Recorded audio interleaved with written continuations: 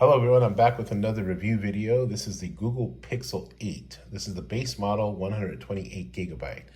Now I purchased this at Best Buy for $699 minus $460 worth of trade-in for a iPhone SE3, which I had purchased for about 150 bucks on the used market. So I was able to get this with total investment, including the cost of the iPhone, for roughly $410. In addition, I also got the Pixel Buds Pro as part of the initial offer for the pre-order. So it's a really good deal for basically $415. Now, obviously, your trade-in values are going to vary. I realize it's a United States deal. It's specific to a particular retail store that we have here, for those of you not in the U.S. But for those of you who are, that was probably the way to go in terms of a bang for your buck. You got a pretty good value on the trade-ins, especially those coming from iPhones. Now, I think overall, what Google put out this year, the 8 Pro, not really going to count the tablet, but the 8 Pro, the 8, and the Pixel Watch 2, I'm not sure which one I'm more impressed with. The Pixel Watch 2 improvement, I feel like that might have been the most improved major product of the year so far, or the Pixel 8 performance as a whole. So it's a tough one. This I've been extremely impressed with. I got an Obsidian, and I must say, in terms of what I paid for it and the quality of the phone, the overall performance, I think it's an outstanding value. I'm really torn at this point between using this as even my main work phone. I've been using a Z Fold 5 as my main work phone, but this really, the form factor, the size, and I know it's a different conversation, but I'll get to it. Anyhow, just kind of looking around a little bit at the phone. I'm going to move my prop out of here. Shout out to the pumpkin. I want to basically say that the build quality is outstanding. It does get a little bit fingerprinty, as you can see there. I got it again in the Obsidian Black, but it looks really nice.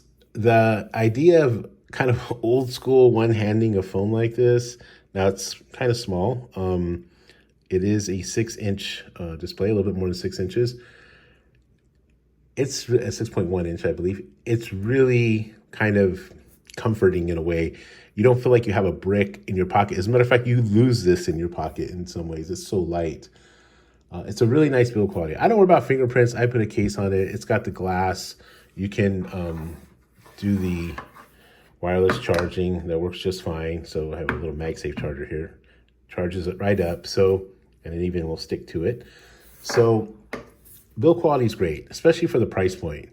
Does it have the nicest screen? No, it doesn't have the super fancy OLED screens, super fancy top of the line screens, but this is good enough. What really saves this is actually, one, I think it looks fine, but what really saves it is actually the brightness. It gets up to 1600 nits according to Google. I don't know. To me personally, I have no problem seeing this in the California, Los Angeles sun, and that's saying something, because before Pixels, even the Pro models, were hard to see in the sun.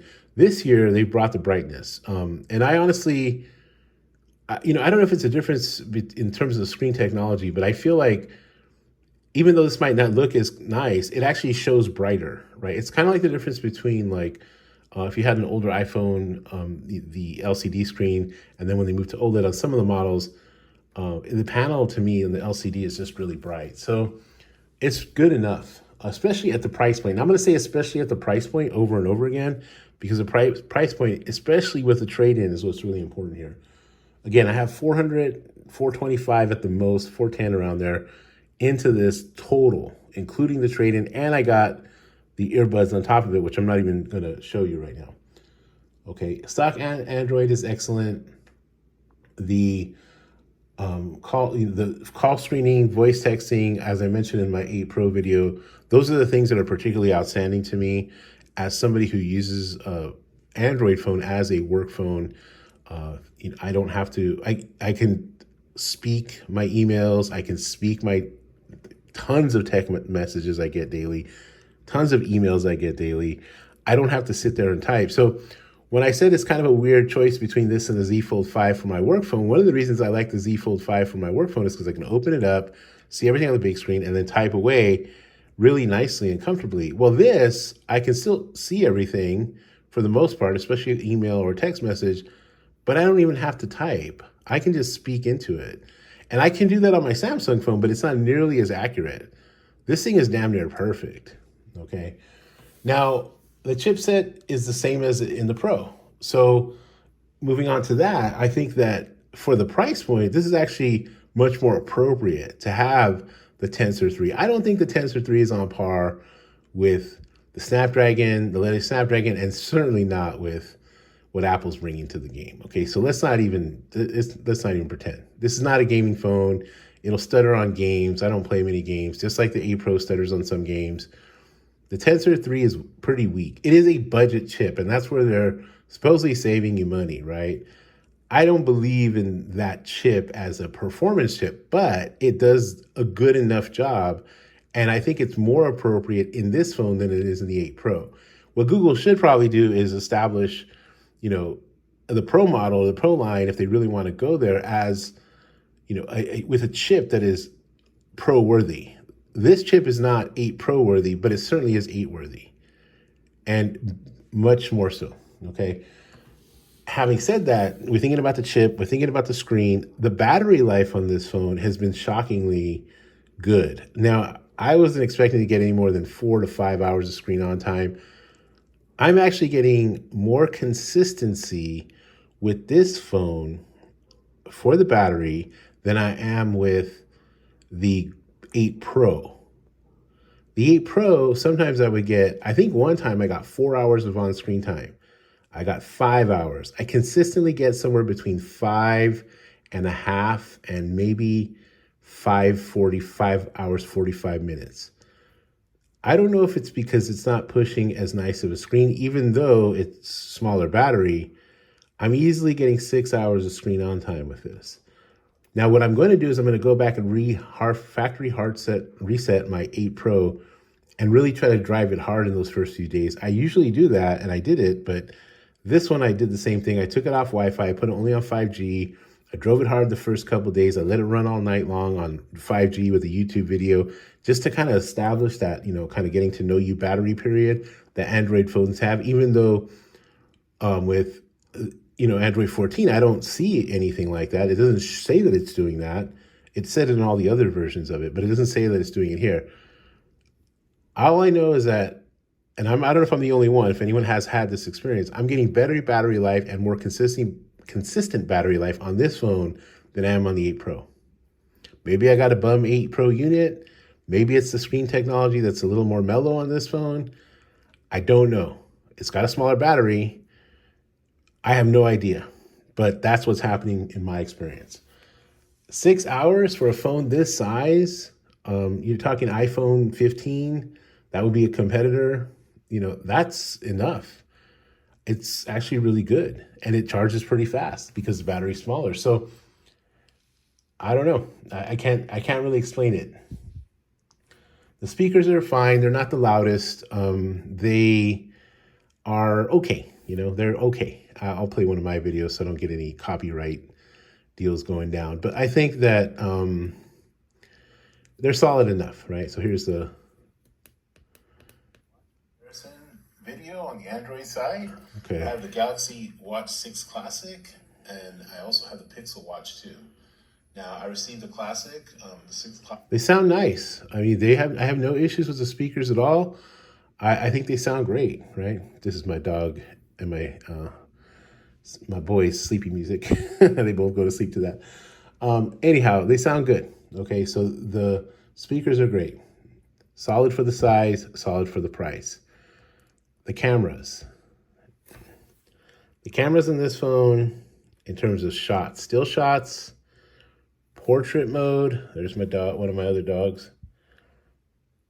I do not think there's a better camera on the market for what this camera does. Does it have a big telephoto lens and third camera? No.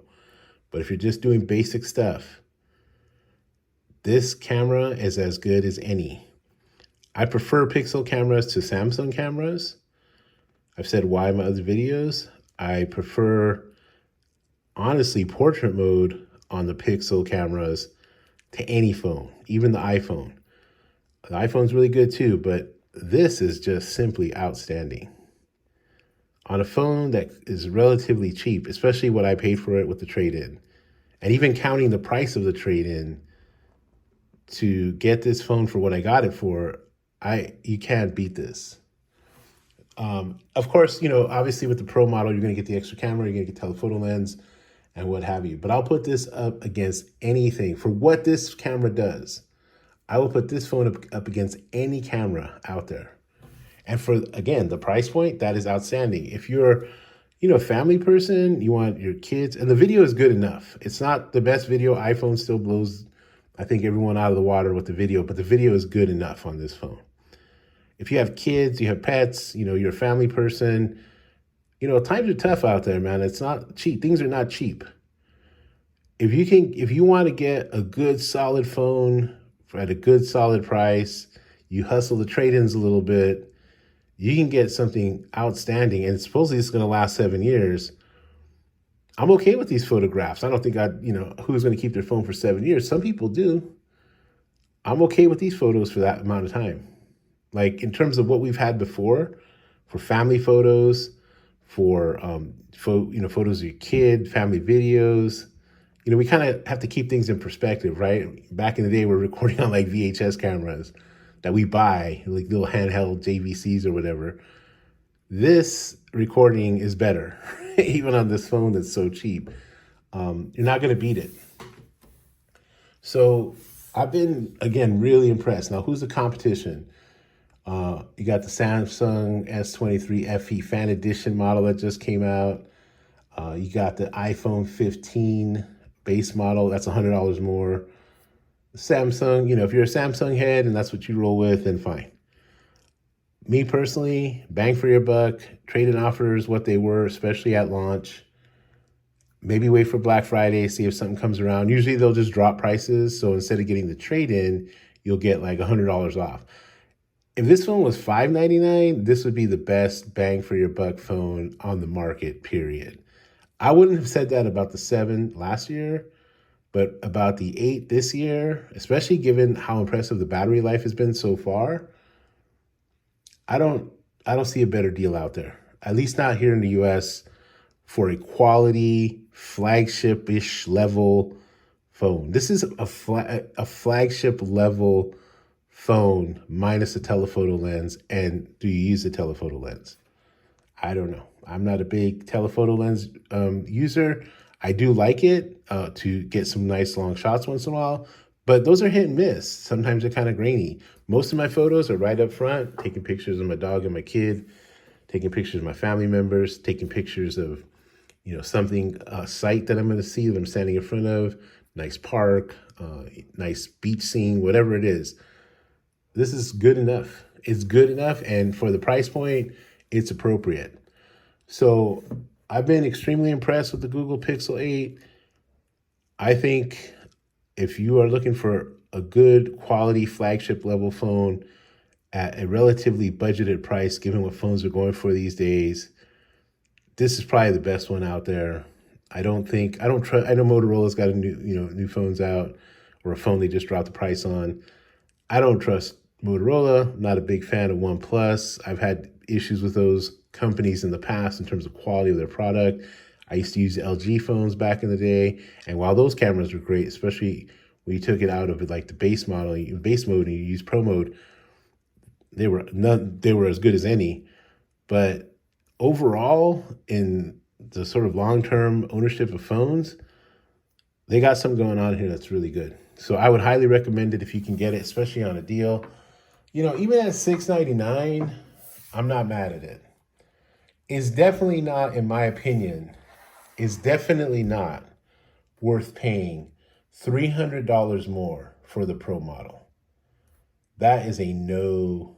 There is no way that phone is worth $300 more than what they're offering here. That's my opinion. Okay, well, I hope you're well. I hope your family's well. Thank you for watching, and I'll see you next time. Take care.